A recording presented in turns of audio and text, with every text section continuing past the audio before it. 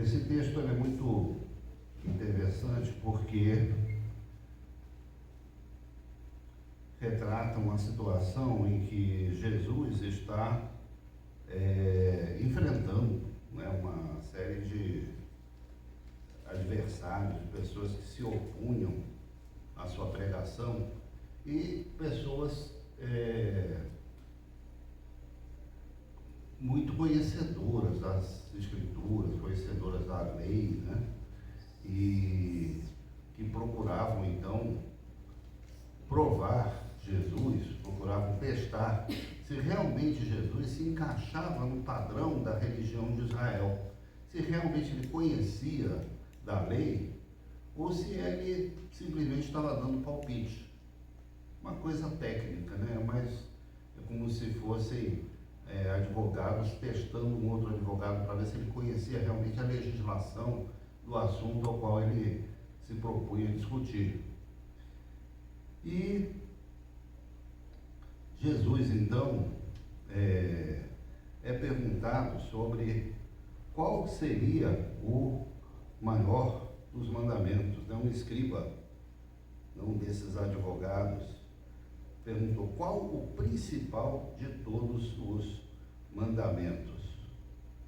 E a resposta de Jesus é uma resposta técnica, é uma resposta, inclusive, que funciona até hoje, porque a grande declaração de fé do judaísmo e dos judeus até hoje é exatamente esse texto de Deuteronômio que Jesus faz referência aqui. Como se fosse um resumo da fé judaica, em que ele diz: ouve, ó Israel, o Senhor nosso Deus é o único Senhor.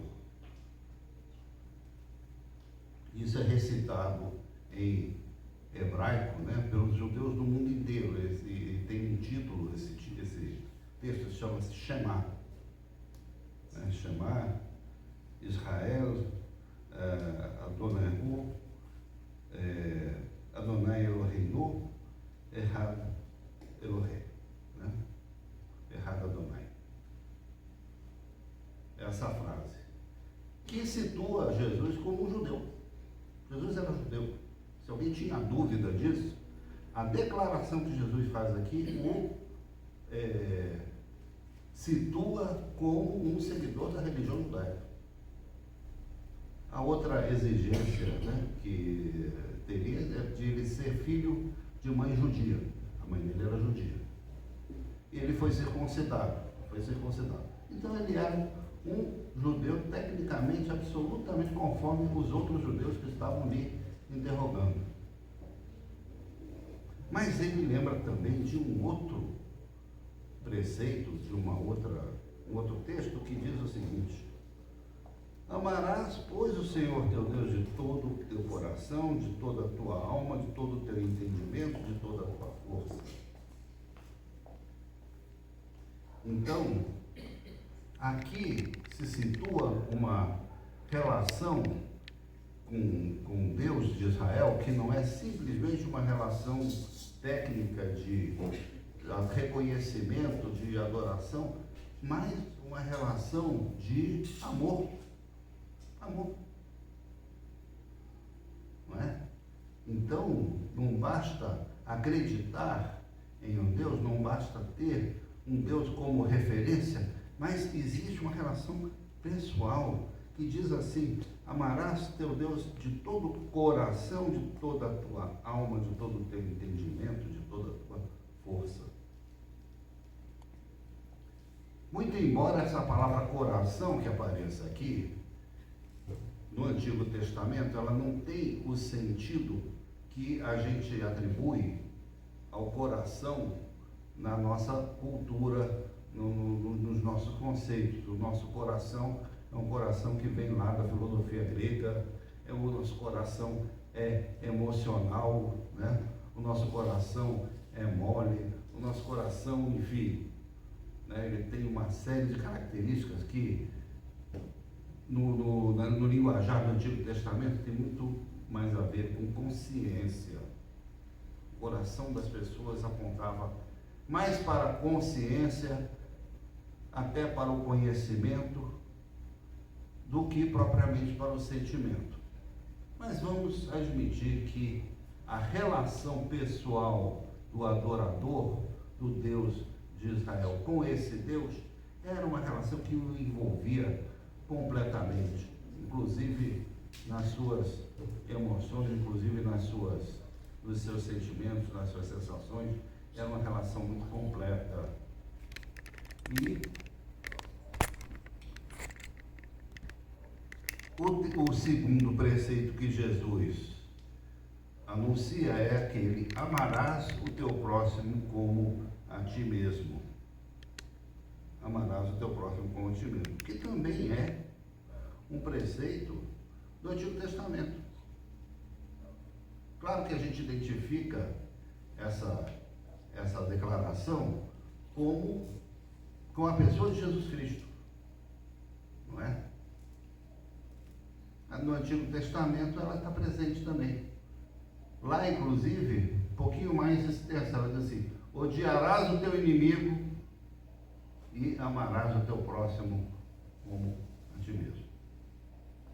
Ali havia uma abertura para o ódio, para a inimizade, para a exclusão, para essa coisa. Aí, quando Jesus fala de amar os inimigos, aí sim, aí nós temos uma enorme inovação que Jesus traz para os valores do reino de Deus. Não é? Então,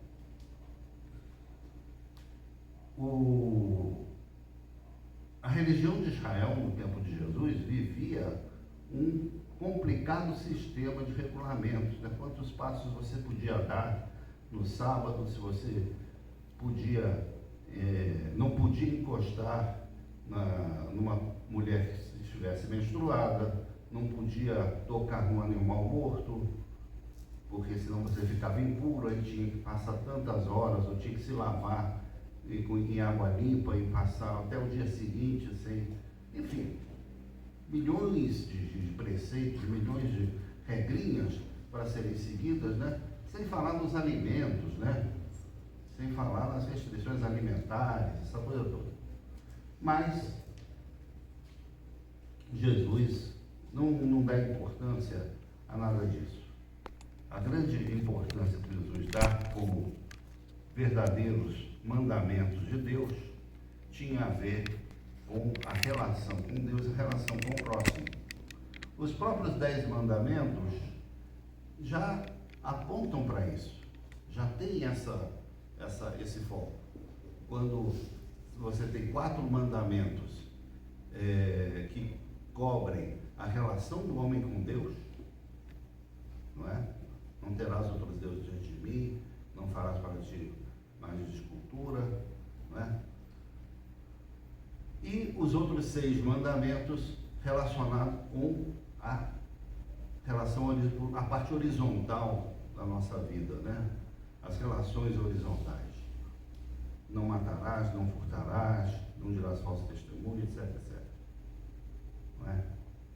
A própria lei dos 10 mandamentos, que já era um resumo da lei, ela acaba se resumindo também mais ainda nesses preceitos que Jesus coloca diante dos escribas.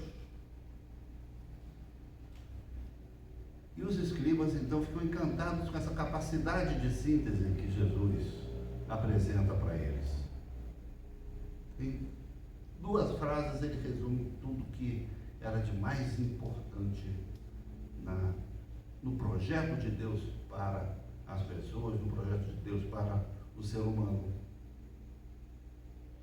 Que nós tivéssemos essa relação com Ele, uma relação de amor com Deus e uma relação de amor com o próximo. Coisas profundas, resumidas então em 2 preceitos. E o escriba, então, que perguntou para Jesus, querendo testar Jesus, querendo ver o seu conhecimento da lei, ele diz: olha, muito bem, mestre, com verdade disseste que ele é o único e não há outro segundo ele. falando de Deus, né? E que amar a Deus de todo o coração, todo o entendimento, toda a força, e amar o próximo como a si mesmo, excede a todos os holocaustos e sacrifícios. Então aquele homem que estava interrogando Jesus, ele já dá mais um passo adiante.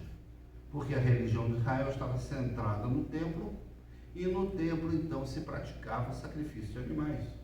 E havia toda uma cadeia comercial de abastecimento do templo para que as pessoas comprassem animais certificados, aceitos, homologados pelo templo para serem então oferecidos ali. E essa era a vida religiosa de Israel. Sacrificar bois, ovelhas, carneiros, pombos, etc, etc, etc. Mas nada disso construía uma sociedade nova, nada disso tornava mais leve a vida das pessoas, as pessoas continuavam sofrendo, as pessoas continuavam excluídas, as pessoas continuavam, enfim, num estado de coisas que a religião não conseguia responder. Jesus sinalizou bem isso, até pela quantidade de pessoas que o procurou para ser curada, para ser liberta, para ser incluída, para resgatar a sua dignidade. Mesmo essa religião tão boa, tão bonita, com uma história tão antiga, não dava conta disso. Mas aqui, esse doutor da lei, esse conhecedor, ele tem uma visão e ele diz: olha,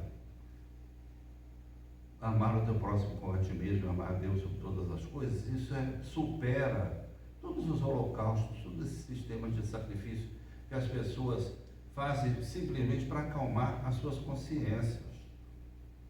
Não é? As pessoas apresentavam sacrifício para o perdão de pecados que elas tinham cometido e que elas iam voltar a cometer, e aí elas iam voltar a sacrificar, iam voltar a cometer, iam voltar a sacrificar. Esse era o dia a dia das pessoas na religião de Israel, que não é muito diferente também do dia a dia das pessoas na nossa sociedade, na nossa cultura, no nosso contexto 2000 anos depois. Não é? Porque uma religião que simplesmente você vive fora dos valores do reino, onde você se relaciona simplesmente de forma ou competitiva, ou excludente, ou arrogante, em que você se considera melhor do que os outros, em que você não dá espaço para as pessoas, você simplesmente reproduz alguma coisa que você, aos domingos, você vir da igreja, você vai pedir perdão pelo que você fez durante a semana e vai voltar na próxima semana praticando as mesmas coisas. Essa era a religião do tempo de Jesus. E era contra isso que ele se colocava, não é? Então, Jesus, ao ouvir a resposta daquele escriba, ele diz o seguinte: não estás longe do reino de Deus. Não estás longe do reino de Deus. Você está no caminho. Talvez faltasse para aquele escriba conhecer verdadeiramente quem era Jesus e, pela fé, passar a caminhar com ele. Perceber que Jesus era realmente o Filho de Deus. Isso aquele escriba ainda não tinha alcançado. Ele ainda não tinha dado o salto da fé. Mas ele tinha na sua consciência valores que eram valores do reino de Deus. E aqui está então uma outra realidade, porque Jesus já tinha dito, né, para os seus discípulos: buscai primeiro o reino de Deus, e todas as outras coisas então vão vir depois, serão acrescentadas. A grande preocupação de Jesus não era simplesmente construir uma legião de seguidores uma multidão de pessoas formando, né, quem sabe, uma grande igreja, uma grande organização religiosa, hierarquizada, capitalizada, cheia de templos, cheia de, né, cheia de cânones, cheia de publicações, de canais de TV, né, impérios de comunicação. A grande preocupação de Jesus não era, a partir dos seus discípulos, construir esse tipo de coisa. A grande preocupação de Jesus era com o reino de Deus. E foi isso que ele disse para esse escriba: olha, você está pertinho, falta pouquinha coisa para você chegar no reino de Deus. Essa é a verdadeira finalidade do ministério de Jesus Cristo. Essa é a verdadeira finalidade nossa como igreja. Construir o reino de Deus, começando pela individualidade, começando pessoalmente de cada um, com essa relação de quem ama a Deus sobre todas as coisas e ama o próximo como a si mesmo. A partir desses dois princípios, não é? Porque isso tem desdobramento no coletivo. A partir do momento que as pessoas passem a viver com essa premissa, com esse projeto, com esses princípios, aí a coisa começa a caminhar. No momento em que haja respeito entre as pessoas, né, em que ame o outro como a si mesmo, em que respeite o direito do outro da mesma forma que exige respeito aos seus direitos, não é? Nós, então, a partir daí, podemos falar da construção de um novo reino, o reino de Deus. Nós não sabemos quem é esse escriba, nós não sabemos o nome dele, nem se ele depois acabou tendo um encontro mais próximo com Jesus Cristo, se ele compreendeu a profundidade do ministério de Jesus, se ele compreendeu a pessoa de Jesus Cristo, não é? Mas ele estava próximo do reino de Deus. E pelo mundo existem milhões, bilhões de pessoas que estão próximas do reino de Deus. Estão próximas. Porque compreendem também essa mesma mensagem. Porque compreendem também esses mesmos valores. E é nossa tarefa convidá-las a dar esse passo para entrar definitivamente, para ingressar, para mergulhar definitivamente no reino de Deus. Isso que se chama evangelização. Não é simplesmente a troca de uma religião por outra. Não é simplesmente a troca de um modo de pensar por outro. Mas a troca de uma vida por outra, baseada nisso que Jesus colocou, coisas simples.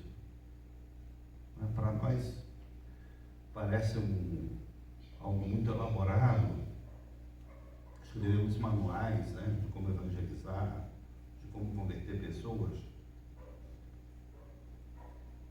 Mas se nós mesmos tivermos esses dois princípios, nós já estamos também no mesmo caminho, de poder anunciar o reino de Deus de uma forma que realmente convença, uma forma que leve as pessoas a dar esse passo na direção do reino de Jesus Cristo. Porque foi para isso que ele veio. Ele nos chama para construir com ele esse mesmo reino. Essa é a mensagem que eu gostaria de compartilhar com vocês.